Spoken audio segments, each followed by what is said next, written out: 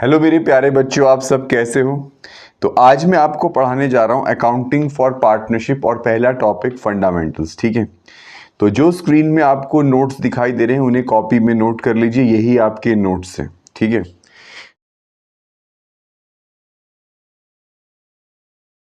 तो अब इसमें पार्टनरशिप आखिर होता क्या है। देखो, मेरी सिंपल सी बात है, अकेला आदमी बहुत कुछ नहीं कर सकता। कहते हैं ना, वो एक और एक 11 होते हैं।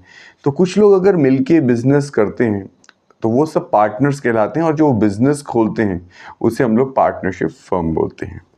जैसे मान लीजिए कि सुदामा और कृष्ण ने एक बिजनेस खोला, कृष्णा राइस मिल्स, क्योंकि सुदामा ने भगवान श्री कृष्ण को क्या दिए थे, चावल दिए थे। तो उन्होंने कहा कि चलो भाई, चावल की एक फर्म खोल लेते हैं। तो वो जो कृष्णा राइस मिल है, तो इसे हम बोलेंगे फर्म। तो बच्चों, फर्म क्या हुआ, सारे पार्टनर्स ने मिलके जो बिजनेस खोला है वो फर्म है। अब परिवार और परिवार के सदस्य क्या होते हैं, फैमिली और फैमिली के मेंबर्स क्या होते हैं। ठीक है, तो जो सारे लोग हैं, हमारे जितने भी लोग हैं, उन सबको मिला के एक फैमिली बनती है ना। तो अब इंडिविजुअली अगर एक एक को देखा जाए, जैसे मान लो कि तुम्हारे घर में तुम्हारे पापा हैं, मम्मी है, तुम हो, तुम्हारा भाई है, तुम्हारी बहन है, तो ये सब क्या हो गए, पार्टनर्स हो गए। तो जब सारे पार्टनर्स मिल जाते हैं, ठीक है, तो उसे मिला के बोलते हैं फर्म। तो पहली चीज समझ लो कि फर्म क्या होता है और पार्टनर क्या होता है, क्योंकि मैं जानता हूं कि बहुत से बच्चों को बेसिक्स भी नहीं पता होते, इसलिए उन्हें अकाउंट समझ में नहीं आती। मैं तुम्हारी भाषा में अकाउंट सिखा रहा हूं पहली बार। मैं जानता हूं कि तुम्हें कुछ नहीं आता है, इसलिए मैं तुम्हें बिल्कुल बेसिक से अकाउंट सिखा रहा हूं। ठीक है, तो अगर अलग अलग सबको देखो, बंटी को देखो, मोना को देखो, दो बहनों को, पापा को, मम्मी को, तो ये सब हो गए पार्टनर्स, और मिला के जो बना फर्म। तो देखो, जो भी फर्म में होगा उसका सीधा सीधा असर यानी कि सारे पार्टनर। तो जब भी मैं बोलूंगा फर्म, क्या बोलूंगा, FIRM, तो इसका मतलब सारे पार्टनर। जैसे मैं बोलता हूं फैमिली, तो फैमिली का मतलब कि बंटी, सोना, मम्मी, पापा, ये चारों मिलके इकट्ठे जो हो गए वो हो गई एक फर्म। तो सबको मिला दो तो एक हो जाती है फर्म। जैसे बोलते हैं ना, शादियों के कार्ड पे लिखा रहता है विद फैमिली, तो विद फैमिली मतलब सारे पार्टनर्स।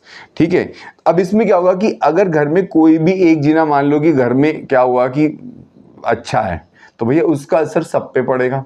और एक भी जीना अगर खराब है तो सारे परिवार में टेंशन पैदा हो जाएगी। तो इसलिए पार्टनरशिप की पहले डेफिनेशन हम लोग इसे समझते हैं। Partnership is a relation between persons, ठीक है, who have agreed to share profit of a business carried by all और one of them acting for all. इसका मतलब क्या हुआ, देखो, एक सबके लिए, सब एक लिए। अगर एक प्रॉफिट कमाएगा तो उसका प्रॉफिट सब में बटेगा, और सब कमाएंगे तो उसका प्रॉफिट एक पे बटेगा।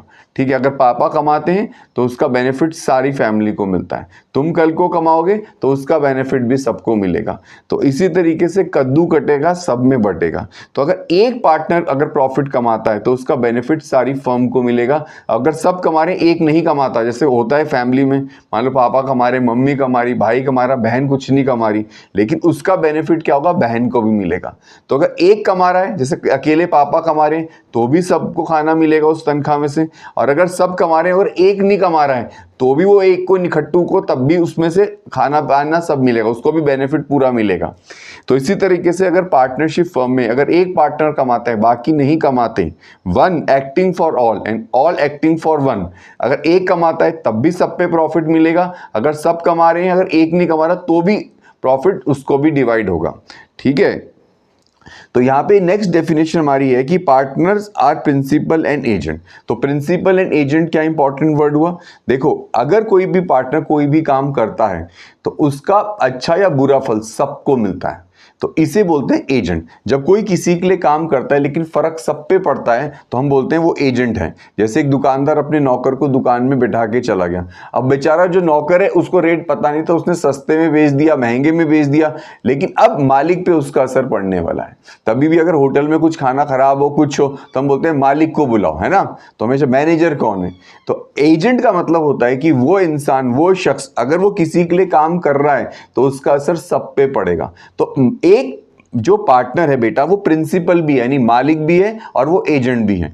मालिक इसलिए क्योंकि वो तो बिजनेस में उसने पैसा लगाया तो वो प्रिंसिपल है, लेकिन अगर वो कोई ऐसी हरकत, कुछ भी हरकत करता है बिजनेस में तो उसका असर सब पे पड़ने वाला है और सब लोग बाउंड है उसकी हरकत के लिए।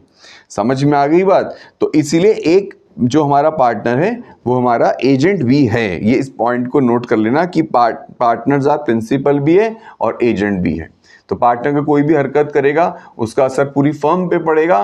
जैसे घर में अगर एक भी बंदा अगर अच्छा है तो उसका असर सब पे पड़ेगा, बेकार है तो भी उसका असर सब पे पड़ेगा, तो उसे हम बोलते हैं एजेंट। ठीक है, जैसे पाकिस्तान का वो एजेंट होता है वो पूरे पाकिस्तान को रिप्रेजेंट करता है। ठीक है, तो आगे क्या है कि partners are separate from accounting view point but from ली। अब इसका मतलब है कि जो पार्टनरशिप है बेसिकली, अब इसमें क्या है कि जब अकाउंट्स बनाएंगे तो उसमें हम लोग क्या करेंगे बच्चों, वैसे तो पार्टनर और फर्म मतलब कि लीगल व्यू से सेम रहते हैं, ठीक है, लेकिन अकाउंटिंग पॉइंट ऑफ व्यू से फर्म और पार्टनर्स को हम लोग अलग रखेंगे। ये बहुत इंपॉर्टेंट चीज है, इसे समझ लीजिए, ये बहुत ही इंपॉर्टेंट पॉइंट है, ये जरूर समझ लीजिए। पार्टनर अलग है, फर्म अलग है। इसका मतलब समझेंगे, पार्टनर अगर फर्म को पैसा दे रहे हैं, पार्टनर अगर फर्म को पैसा दे रहे हैं तो फर्म के ऊपर वो लायबिलिटी है, उसे कैपिटल के नाम से बैलेंस शीट में दिखाया जाएगा।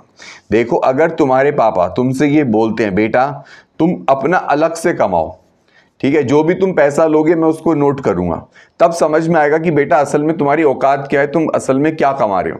इसी तरीके से वैसे तो मैंने बोला था पार्टनरशिप और फर्म एक ही हैं, लेकिन अपने बिजनेस को जो भी वो पैसा देंगे वो लायबिलिटी में आएगा कैपिटल के नाम से। वो इसीलिए कर रहे हैं ताकि पता चल सके कि हमारा बिजनेस क्या कमा रहा है। बच्चों, ये 11th का इंपॉर्टेंट कॉन्सेप्ट है अकाउंट्स का, जो सारी अकाउंट्स में काम आता है। इसे हम लोग बोलते हैं सेपरेट एंटिटी कॉन्सेप्ट। इसका मतलब मालिक और उसका जो बिजनेस है वो दोनों अकाउंट्स में सेपरेट माने जाएंगे। तो अगर मालिक बिजनेस से कुछ पैसा निकालता है तो वो ड्रॉइंग्स कहलाएगा, यानी कि उसकी कैपिटल कम होगी।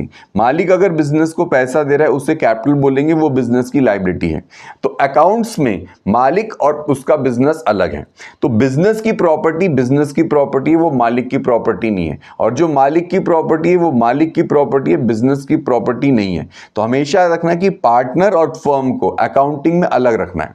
जैसे तुम्हारी मम्मी के पास साड़ी है, ज्वेलरी है, सब कुछ कपड़े लत्ते हैं, और मान लीजिए तुम्हारी मम्मी कोई जॉब नहीं करती है, मान लीजिए करती हो तो कोई बात नहीं, लेकिन मान लीजिए कोई जॉब वॉब नहीं करती है, लेकिन तब भी मम्मी बोलती है मेरी साड़ी है, मेरे गहने हैं। उसी तरीके से अगर हमने मान लो कृष्णा फर्म बनाई है, कृष्णा राइस फर्म बनाई है, तो उसमें जो भी सामान बिजनेस का होगा वही बैलेंस शीट की एसेट्स में आएगा, और बिजनेस बोलेगा ये मेरे एसेट्स हैं। जैसे तुम बोलते हो ये मेरा फोन है मम्मी, ये मेरा कमरा है, ये मेरी किताबें। अरे भैया, कमाते हो तो तुम कुछ नहीं हो, लेकिन फिर भी बोलते हो कि मेरे कपड़े, मेरे लत्ते। इसी तरीके से बिजनेस के पास जो भी प्रॉपर्टी आती है उसे एसेट्स बोलते हैं, और वो बिजनेस बोलता है मेरे एसेट्स हैं, लेकिन बिजनेस के पास वो एसेट्स आते कहां से हैं? जैसे तुम्हारे पास जो कपड़े लत्ते हैं वो कहां से आए? या तो तुम्हारे पापा ने तुम्हें दिए या तो किसी और ने दिए। तो उसी तरीके से बिजनेस के पास जो भी कुछ आता है वो लायबिलिटी साइड में हम लोग बताते हैं वो आता कहां से। जो आया है वो तो एसेट्स है, लेकिन वो आया कहां से? मालिक से, उसे हम कैपिटल बोलेंगे। अगर किसी और से आया है तो उसे एक्सटर्नल लायबिलिटीज बोलते हैं, लायबिलिटीज बोलते हैं। तो लायबिलिटी साइड क्या होती है? लायबिलिटी साइड क्या होती है बैलेंस शीट की? लायबिलिटी साइड ये बताती है जो भी एसेट हैं उसको देने वाला कौन है, या तो मालिक कैपिटल या तो लायबिलिटीज। तो इसीलिए हम लोग अकाउंटिंग इक्वेशन में A = C+L भी बोलते हैं, यानी जो भी बिजनेस के पास आया है, ये बिल्कुल बेसिक समझा रहा हूं, उसे एसेट्स बोल दिया, और वो आया कहां से? कैपिटल और लायबिलिटी से। ठीक है, तो अगर मान लो बिजनेस के पास 10,000 के एसेट्स हैं, मालिक ने उसमें से मान लो कैपिटल पार्टनर्स ने, जो हमारे कृष्ण और सुदामा है, उसमें उसने 3,000 दिए, तो 7,000 किसी और से आए तो उसे हम लोग बोलेंगे लायबिलिटीज।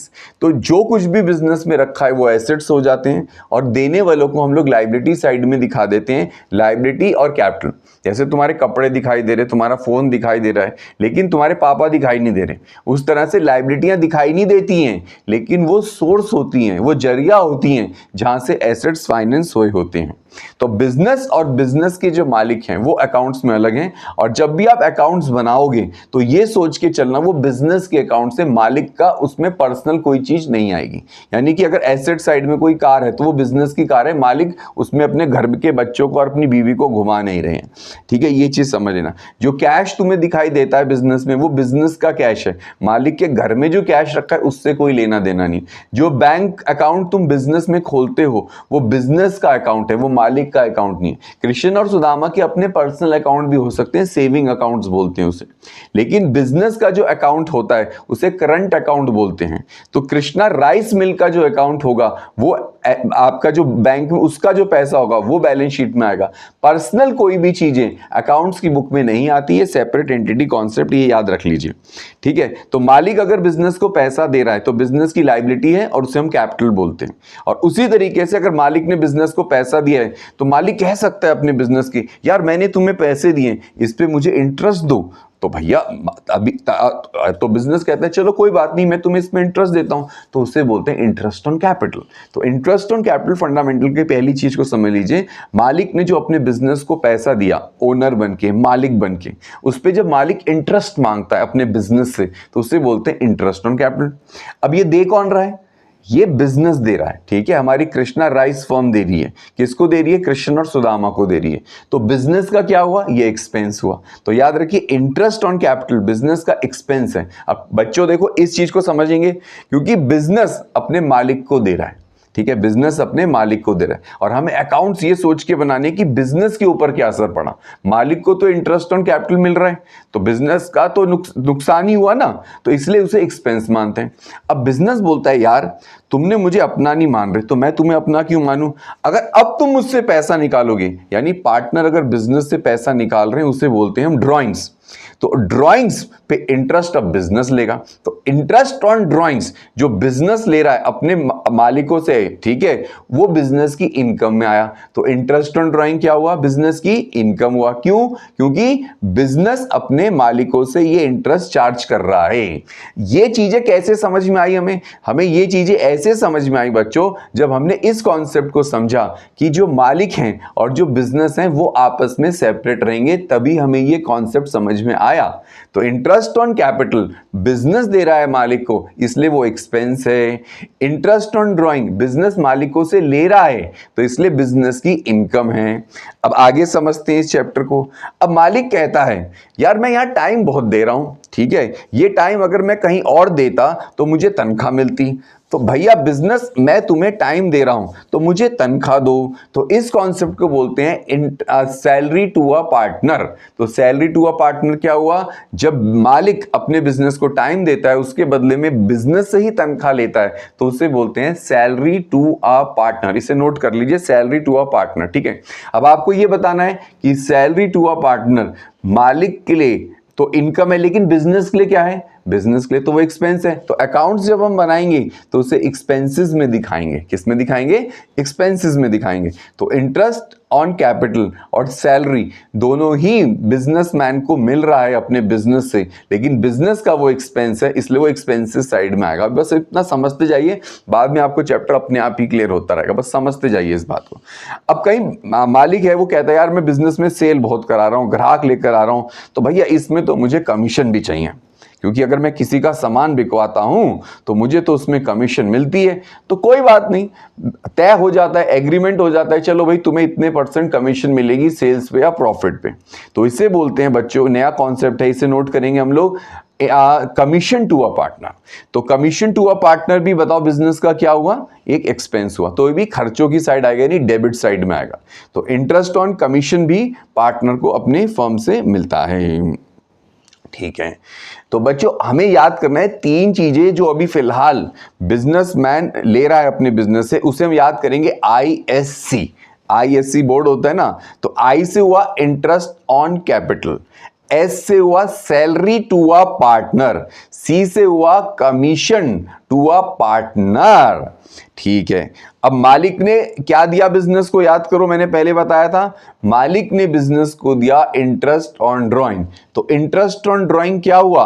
बिजनेस का प्रॉफिट हुआ। जब भी मैं बोलूंगा बिजनेस का प्रॉफिट है या इनकम है तो इसका मतलब क्रेडिट साइड में लिखिए, अपने राइट हैंड साइड में लिखिए। अगर मैं बोलूंगा बिजनेस का एक्सपेंस है तो इसका सीधा सीधा मतलब है आप इसे डेबिट में लिखिए, खर्चों वाली साइड में लिखिए। तो याद रखो फर्म और पार्टनर्स बिजनेस में जब अकाउंट्स बनाते हैं, अकाउंटिंग बिजनेस बना रहे हैं तो बिजनेस में अलग माने जाते हैं। तो अकाउंट्स में बिजनेस और जो मालिक हैं, जो पार्टनर्स हैं, उन्हें सेपरेट मानेंगे। जैसे एक आदमी का दूसरे आदमी के साथ हिसाब किताब चलता है, ऐसे ही मालिक का हिसाब अपनी फर्म के साथ चलता है। दोनों को अकाउंट्स में एक सेपरेट एंटिटी मानेंगे। हाँ, जो पार्टनर्स है वो नेचुरल पर्सन है, ठीक है, क्योंकि आपने कृष्ण और सुदामा तो नेचुरल पर्सन, उनकी फोटो देखते हो। लेकिन Krishna rice mill artificial person है, ये नोट कर लीजिए। बिजनेस आर्टिफिशियल पर्सन होता है, यानी कि इमेजिनरी है, लेकिन उसके साथ हम ट्रीटमेंट करते हैं इंसानों की तरह। वाह जी वाह। बिजनेस एक आर्टिफिशियल पर्सन है, यानी कि हमने सोचा हमारी कल्पना से आता है। तो जैसे हम किसी इंसान के साथ व्यवहार करते हैं, वैसे ही हम अपने बिजनेस के साथ व्यवहार करते हैं। हम किसी इंसान को उधार देते हैं, हम अपने बिजनेस को उधार देते हैं, उसे कैपिटल बोलते हैं। हम किसी से पैसा लेते हैं तो हम लोग उधार ले सकते हैं, तो इस तरह से मालिक भी अपने बिजनेस से पैसा लेता है, उसे ड्रॉइंग्स बोलते हैं। हम किसी से पैसा ले तो हमें उसे इंटरेस्ट देना पड़ेगा, तो मालिक भी अगर अपने बिजनेस से ड्राइंग्स करता है तो उसे भी इंटरेस्ट देता है। हम किसी को पैसा देंगे तो भैया क्या होगा, हम उससे इंटरेस्ट लेंगे। तो मालिक अपने बिजनेस को पैसा दे रहा है, वो कैपिटल है, तो मालिक भी अपने बिजनेस से इंटरेस्ट और कैपिटल लेता है। हम कहीं काम करते हैं, हमें तनख्वाह मिलती है, तो उसी तरह से मालिक अपने बिजनेस में काम कर रहा है, वो सैलरी ले रहा है। हम किसी का सामान बिकाते हैं, हमें कमीशन मिलती है, तो मालिक भी अपने बिजनेस से कमीशन ले रहा है। तो बच्चों, पहली तो चीज अपने दिमाग में बैठा लो, जैसे हम किसी इंसान के साथ व्यवहार करते हैं, वैसे ही व्यवहार हमें अपने बिजनेस के साथ करना है। और बिजनेस आर्टिफिशियल पर्सन है। जैसे तुम अपने गुड्डा गुड्डी बना लेते हो, बोलते हो भैया तू ये ऐसा लड़का है, तू ऐसा लड़का है, गुड्डे गुड्डियों के साथ खेल रहे हो। अब गुड्डे गुड्डी इंसान तो होते नहीं है, लेकिन व्यवहार बिल्कुल वैसे ही करते हो। अरे गुड्डे गुड़िया तू बैठ जा, अरे वो मेरा गुड्डा है। ऐसे ही मालिक अपने आप एक क्रिएट करता है, बिजनेस खुद क्रिएट करा हुआ है, और उसके साथ ऐसा व्यवहार करता है जैसे किसी इंसान के साथ करता है। तभी हम लोग बोलते हैं business is an artificial person. क्या है वो? आर्टिफिशियल पर्सन है, वो एक इंसान है। बिजनेस हमारी सोच का बनाया हुआ एक इंसान है, और जैसे हम किसी इंसान के साथ व्यवहार करते हैं, वैसा ही बिहेवियर हम अपने बिजनेस के साथ ही करेंगे। तो पार्टनरशिप में कम से कम कितने लोग होने चाहिए? कम से कम कृष्ण और सुदामा तो होने चाहिए, कम से कम 2 होने चाहिए। लेकिन नेक्स्ट पॉइंट है 50 से ज्यादा लोग नहीं होने चाहिए, ठीक है। और हर एक पार्टनर एक कॉन्ट्रैक्ट कर सकता है, यानी हर एक पार्टनर के अंदर पावर है कि वो अपने बिजनेस में डिसीजन ले सकता है, लेकिन बाउंड सबको करेगा वो, ठीक है। थर्ड पॉइंट है minor may be partner for the benefits. एक छोटा बच्चा अगर 18 साल से नीचे का है तो उसे बिजनेस में पार्टनर बना सकते हो, लेकिन बेनिफिट ले। इसका मतलब समझते हैं? जैसे एक छोटा बच्चा है, तुम उसको सोने की चेन दे दो, कुछ भी दे दो, लेकिन उससे ले नहीं सकते। इसका मतलब छोटे बच्चे को हम बेनिफिट दे सकते हैं, लेकिन उससे कुछ ले नहीं सकते। यहां पे मतलब है अगर 18 साल से कम उम्र का कोई भी बंदा अगर पार्टनर बनता है तो भैया उसे हम प्रॉफिट दे सकते हैं, उसे लॉस का शेयर नहीं लेगा। फर्म दिवालिया हो गई, होने दो, सारे पार्टनर घर बार बिकने की, उसका कुछ नहीं बिकना चाहिए। अब छोटे बच्चे से तुम चॉकलेट देके सोने की चेन तो ले नहीं सकते, ले बेटा चॉकलेट ले, सोने की चेन मुझे दे, नहीं। तुम उसे सोने की चेन दे सकते हो, उसके नाम पे घर कर सकते हो, सब कुछ कर सकते हो। तो बच्चा अगर माइनर अगर बिजनेस में पार्टनर है तो वो प्रॉफिट के लिए होगा, उसे कोई लॉस शेयर नहीं होगा। और इनमें एग्रीमेंट होना बहुत जरूरी है। देखो एग्रीमेंट करो या ना करो, लेकिन नुकसान बहुत होगा अगर एग्रीमेंट नहीं किया। करो या ना करो, लॉ कहते हैं इसमें तुम्हारी इच्छा है, लेकिन बच्चों एग्रीमेंट कर लो तो बहुत फायदे में रहोगे। इसको हम थोड़ा बाद में पढ़ेंगे, थोड़ा सस्पेंस है। एग्रीमेंट करना जरूरी नहीं है लीगली, लेकिन करोगे तो फायदा तुम्हारा, ये हम आगे पढ़ने वाले हैं। तो पार्टनर्स के बीच में एग्रीमेंट होना बहुत जरूरी है, वरना पार्टनरशिप एक ऐसा बिजनेस है मेरे प्यारे बच्चों जिसमें कलेश और झगड़े बहुत होते हैं। अरे भैया तुम्हारी गर्लफ्रेंड तुम्हारा बॉयफ्रेंड से कितने झगड़े होते हैं, भैया पहले ही बिजनेस में तय कर लो कि कौन कितना प्रॉफिट लेगा, कौन कितनी सैलरी लेगा, कौन कितना कमीशन लेगा। इसे बोलते हैं एग्रीमेंट। अगर एग्रीमेंट नहीं है तो भैया तब क्या होगा, थोड़ा 2 मिनट रुको, उसके अगले वीडियो में बताऊंगा मैं आपको, ठीक है। तो एग्रीमेंट प्रॉफिट और लॉस के लिए होना जरूरी है, ताकि आगे क्लेश ना हो, झगड़े ना हो। बिजनेस में बी कैरिड बाय ऑल और any of the partners acting for all.